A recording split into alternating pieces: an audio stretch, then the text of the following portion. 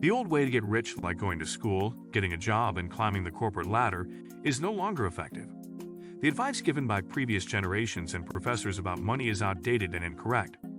In this video, we will discuss how to achieve wealth in the current economy, even if you do not want to become a YouTube star or TikTok dancer.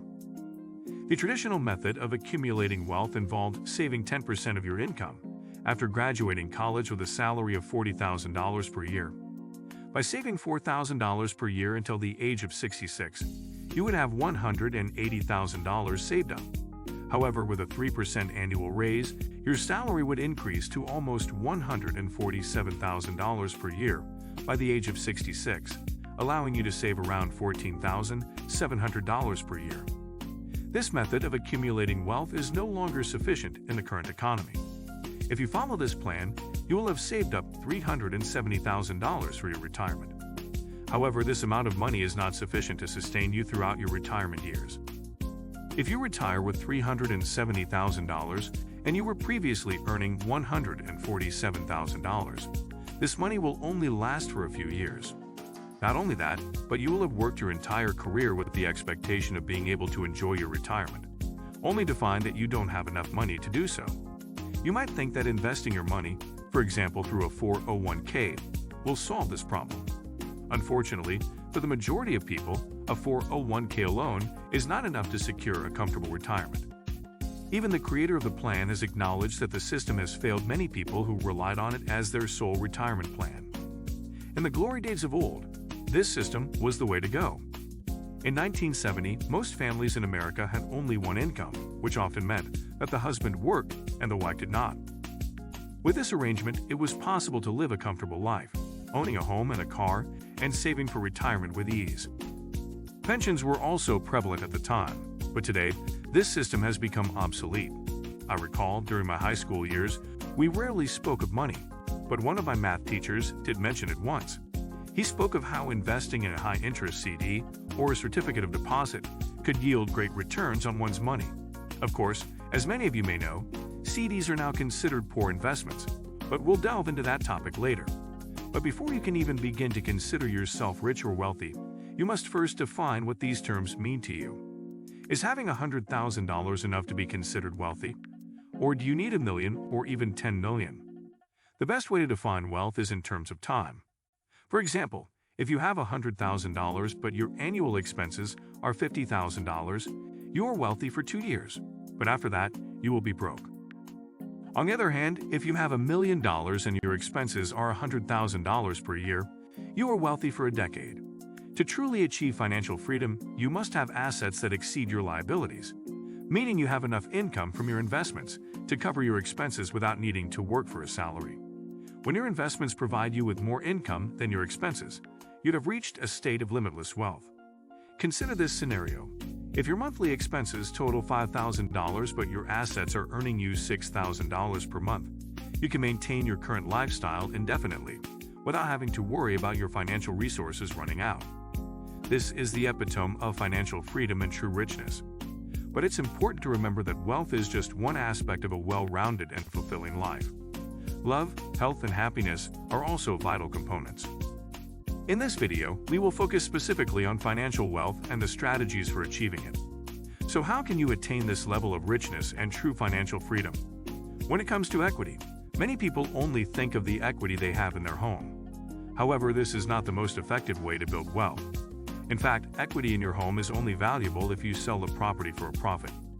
If you sell it for less than you paid, you have no equity.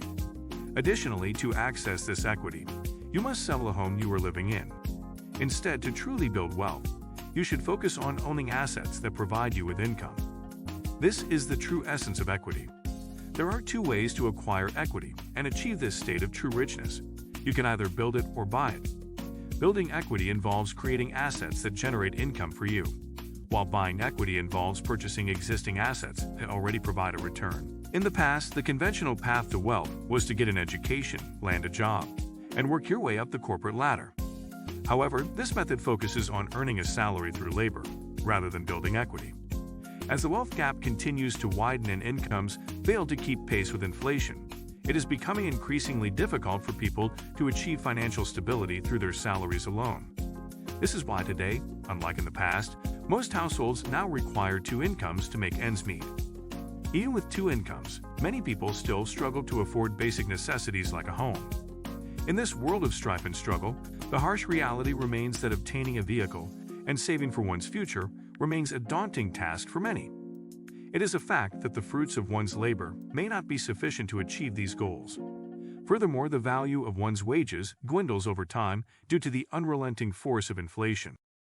The wealthy, however, are not burdened by these same challenges. They speak not of the hardship of acquiring their riches, but rather of the assets that have brought them wealth, whether it be a successful business, a wise investment, or a valuable possession.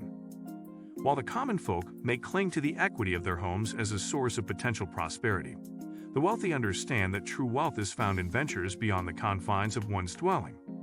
And though it may not take a fortune to begin this journey towards financial freedom, it is crucial to understand the system that governs these opportunities. Though one may begin their journey towards financial stability with a mere $100, it is imperative to understand the distinction between earning and growing one's wealth. While the common worker is limited by the bounds of their labor and the wage it brings, the wealthy seek to expand their riches through the acquisition of equity. This equity may be built over time through dedication and hard work, or it may be purchased outright. Regardless of the path chosen, it is essential to continually strive towards growth, for the limits of one's job and pay are finite. CEOs can receive a small salary, though most are massive, but the prime payout is company equity. This equity is earned through the company's profits and rewards the CEO's work and ownership. All Americans should strive for ownership, even if they don't run their own business.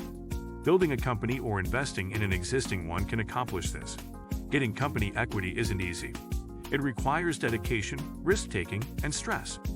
Not everyone is suited for the demanding life of an entrepreneur, and social media glamorization doesn't reflect its challenges and failures. Entrepreneurs can reap great rewards, though. You can buy equity instead of building a company if you prefer. This process doesn't require a lot of money, thankfully. Investing in stocks, ETF, and index funds is one way to build equity. As a shareholder, your investment's growth increases your equity. Investing has risks and no profit guarantee. Conduct thorough research and don't blindly trust others' advice, especially online. Buying rental properties is another way to build equity. An individual can earn money while owning a property by analyzing its profitability and collecting rent. Personal residences only generate profit when sold. In this rapidly changing economy, it's important to acquire equity. The rising cost of living outpaces salaries, leading many to seek alternative sources of wealth. The pursuit of equity through stocks and real estate is not new, but the methods are changing. Attention is a valuable commodity in the new economy, and those who can capture it can make money. It's why YouTubers and TikTok users are so popular. By attracting viewers, they can monetize their platforms. TikTok and other social media platforms are popular income sources because they allow people to capture their audience's attention and sell a product, service, or idea. Commercials and billboards used to interrupt viewers to advertise products. Advertisers now pay social media users with the following to integrate their products into their content, eliminating the need for disruption and increasing their message's visibility. Many social media influencers and content creators have benefited from this shift. Capturing and holding people's attention is crucial in today's economy. A business that can attract customers can sell its own products or promote others. Instead of selling their own products, Facebook shows ads for other companies. By capturing users' attention, they can sell their own or others' products and grow their brand.